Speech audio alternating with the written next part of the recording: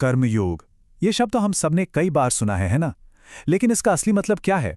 आज हम परम पूज्य गुरुदेव पंडित श्रीराम शर्मा आचार्य जी के दिव्य ज्ञान से ये समझेंगे कि कैसे हमारे रोज के छोटे बड़े काम ही खुद को जानने का, आत्म खोज का सबसे बड़ा जरिया बन सकते हैं।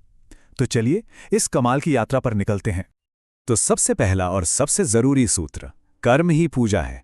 यह सिर्फ एक कहावत नहीं है, ये कर्म योग का कह सकते हैं दिल है। इसका मतलब ये है कि हम जो भी काम करते हैं उसमें भक्ति की, पूजा की एक संभावना छिपी हुई है, और कर्म के बिना हमारा जीवन सच में अधूरा है। तो चलिए सबसे पहले इसी सवाल की जड़ तक चलते हैं। आखिर कर्म करना इतना जरूरी है ही क्यों? क्यों कहते हैं कि हमेशा कुछ ना कुछ करते रहना चाहिए, खाली नहीं बैठना चाहिए?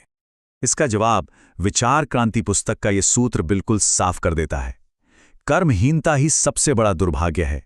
मतलब कुछ ना करना, आलस में पड़े रहना, यही सबसे बड़ी बदकिस्मती है।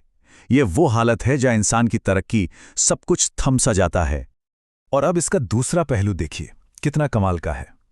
जो इंसान कर्मठ है, जो काम में लगा रहता है, उसके लिए तो हर पल, हर एक क्षण कुछ नया बनाने का, कुछ नया रचने का मौका है। तो एक तरफ है ठहराव और दूसरी तरफ है लगातार सृजन। तो बात यह है कि हमारे काम बस ऐसे ही नहीं हो जाते। कर्मयोग हमें यह सिखाता है कि हमारे कर्मों की जो दिशा है ना, वही हमारे भाग्य की, हमारी डेस्टिनी की दिशा तय करती है। हमारा हर एक कदम, हर फैसला हमारी किस्मत का रास्ता बना रहा है। और यहीं पर ज्ञान और कर्म का एक बहुत गहरा रिश्ता सामने आता है। सोचिए, बहुत कुछ जान लेना ही काफी नहीं है। अगर उस ज्ञान को अपने कामों में नहीं उतारा तो वो सिर्फ एक बोझ बनकर रह जाता है। असली ज्ञान तो वो है जो हमारे कर्मों में दिखाई दे। तो ठीक है, ये तो समझ आ गया कि कर्म करना जरूरी है। लेकिन अब सवाल उठता है कि अच्छा कर्म, बढ़िया कर्म होता क्या है?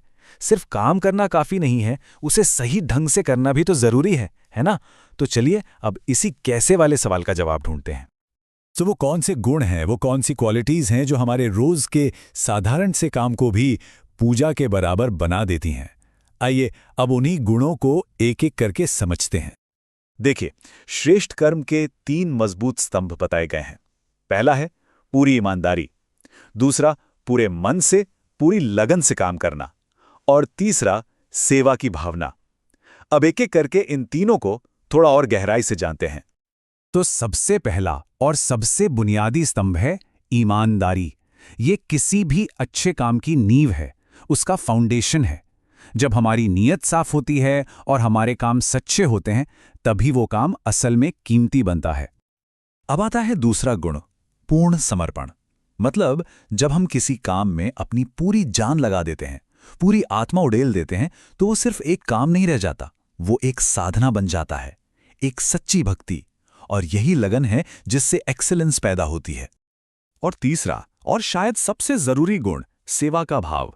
जब हमारा काम सिर्फ अपने फायदे के लिए नहीं होता, बल्कि हम ये सोचते हैं कि इससे दूसरों का भला हो, तो हम कर्म के बंधन से आजाद हो जाते हैं। इसी को तो कहते हैं निष्काम कर्म। तो काम कर लिया, ईमानदारी से किया, लगन से किया, सेवा भाव से भी किया। लेकिन अब बात आती है उसके फल की, उसके नतीजे की। और यहीं पर कर्मयोग का सबसे गहरा पहलू सामने आता है कि हमें उस नतीजे के साथ अपना रिश्ता कैसा रखना चाहिए। देखिए, कर्म का फल एक बीज की तरह होता है। बीज आज बोते हैं, लेकिन फल लगने में समय लगता है। वो अपने सही वक्त पर ही मिलता है, तुरंत नहीं। तो यहां पर सब्र, धैर्य का बहुत बड़ा रोल है। हमें प्रक्रिया पर यकीन रखना सीखना होगा। और ये विचार उस विश्वास को और भी पक्का करता है कि अगर हमारा कर्म सही है, ईमानदारी, लगन और सेवा भाव से किया गया है, तो उसका अच्छा फल मिलना तय है। वो तो हमारे पीछे पीछे आएगा ही। हमें उसे ढूंढने या उसकी चिंता करने की जरूरत ही नहीं है। और अब हम आते हैं कर्मयोग के सबसे ऊंचे शिखर पर। यह सूत्र सब कुछ साफ कर देता है। असली त्याग काम छोड़ने में नहीं है, बल्कि काम के फल से जो हमारा अटैचमेंट है, जो लगाव है, उसे छोड़ने में है। काम तो करना है, लेकिन उसके नतीजे से खुद को बांधना नहीं है। यही असली आजादी है। तो हमने क्या देखा? कर्म क्यों जरूरी है, उसे बेहतरीन तरीके से कैसे किया जाए, और फिर उसके फल से कैसे जुड़ाना जाए। बस यही तो कर्मयोग की पूरी यात्रा है। और यही रास्ता हमें असली स्वतंत्रता की ओर ले जाता है। तो चलिए आज की बातचीत से 3 सबसे जरूरी बातें साथ लेकर चलते हैं। पहली, जीवन का आधार ही कर्म है, आलस नहीं। दूसरी, काम की क्वालिटी 3 चीजों से बनती है, ईमानदारी, लगन और सेवा का भाव। और तीसरी और सबसे जरूरी बात, सच्ची आजादी काम को छोड़ने में नहीं, बल्कि उसके नतीजे से मोह को छोड़ने में है। तो अंत में बस एक सवाल, अगर हर कर्म कुछ बनाने का एक मौका है, तो आज की उत्कृष्ट कृति, आज का मास्टरपीस क्या होगा?